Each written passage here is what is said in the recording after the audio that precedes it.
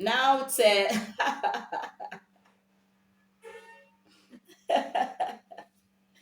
oh my goodness, Teacher Ruth. Wow. This is what she says. Customize your own vocal workouts to fix your unique vocal problems. Yeah, that's okay. That's very true. Customize your own vocal workouts. All right. So I think I've mentioned so many of the vocal workouts that you can do. And the easiest and the simplest is just the solfas. Ah, so you can add that, and you can also ma ma ma ma ma ma ma ma ma ma ma ma ma ma. So that's a workout, and then you just push yourself to the next one. Da, ma ma ma ma ma ma ma ma ma ma ma ma ma ma ma. Ma ma ma ma ma ma ma ma ma ma ma ma ma ma. It's simple like that. Create your own workout, and your workout can also be like ah ah ah ah ah ah. You can do anything. Just make sure you're doing something to work out your voice. When you wake up in the morning and you don't feel like doing the ahs and the oohs and the sulfurs, just hum a song. Hum any song.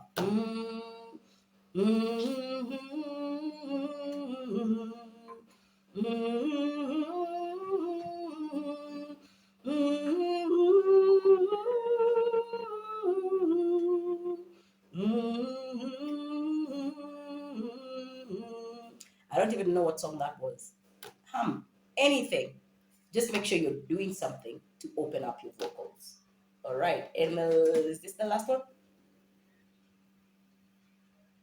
Learn how to hit the high notes.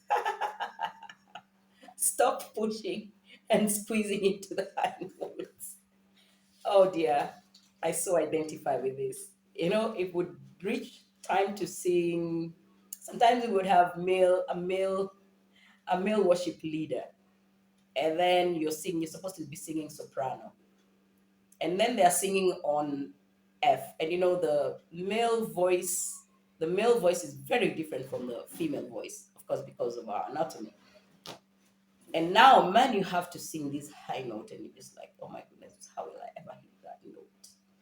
I struggled with that for so long until I learned how to extend my vocal range. So this comes with understanding our voice registers, and our voice registers is there's the lower register, and then there's the chest voice, and that's the mid range, and then there's the highs, that's the from the nasal voice or going all the way to the head voice, and then now there's the screech or the screaming voice. So you have to think of it as an elevator.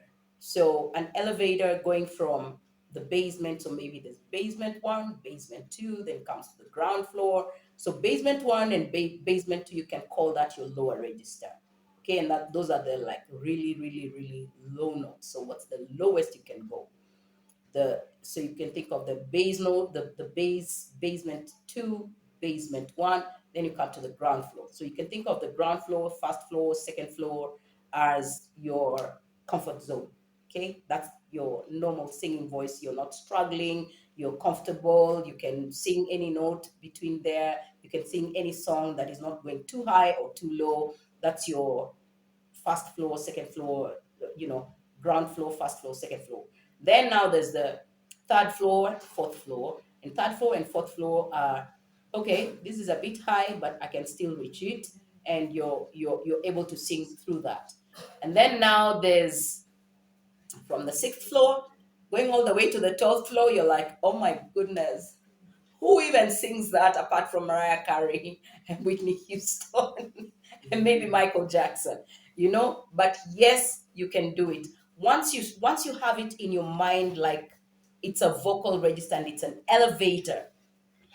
And when you're singing, let me tell you, the trick behind achieving your goal as a singer is practice, practice, practice. And when you think you have practiced enough, practice some more. So today you're not able to hit the note. And she says it rightly. Stop pushing and squeezing into the high notes. Because when you try and squeeze and push into the high note, you actually end up being off key. But when you just hit the note, so if you're just supposed to sing the note, the high note, which said, congratulations, you've seen the glory of God. Like just hit the note. Just hit it. But you have to practice it behind the scenes. I don't think Ada just sings, congratulations. Okay, of course she's a soprano. But that's not an excuse. Even you, whether you're a sop or a contralto or you're a tenor, you can practice and just hit the note. Please hit the note.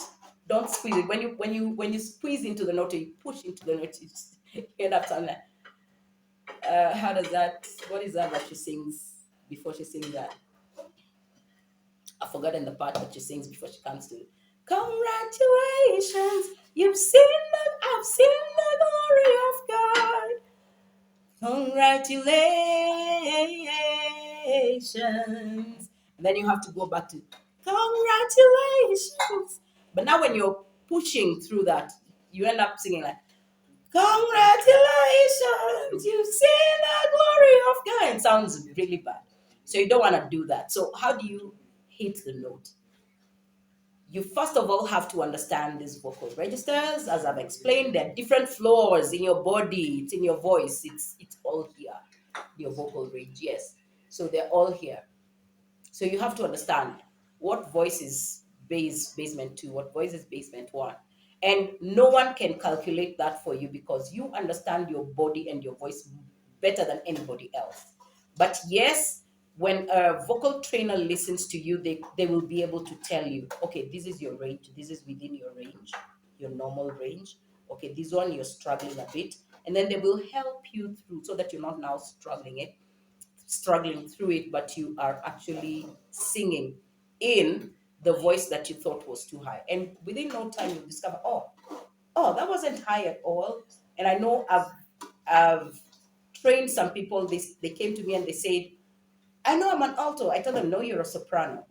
Because by God's grace, I'm able to tell a person's voice just by listening to them speak. I can tell this is a soprano, this is an alto, this is a tenor, this is a bass. That's just, I think it's a gift that the Lord has given me when it comes to training.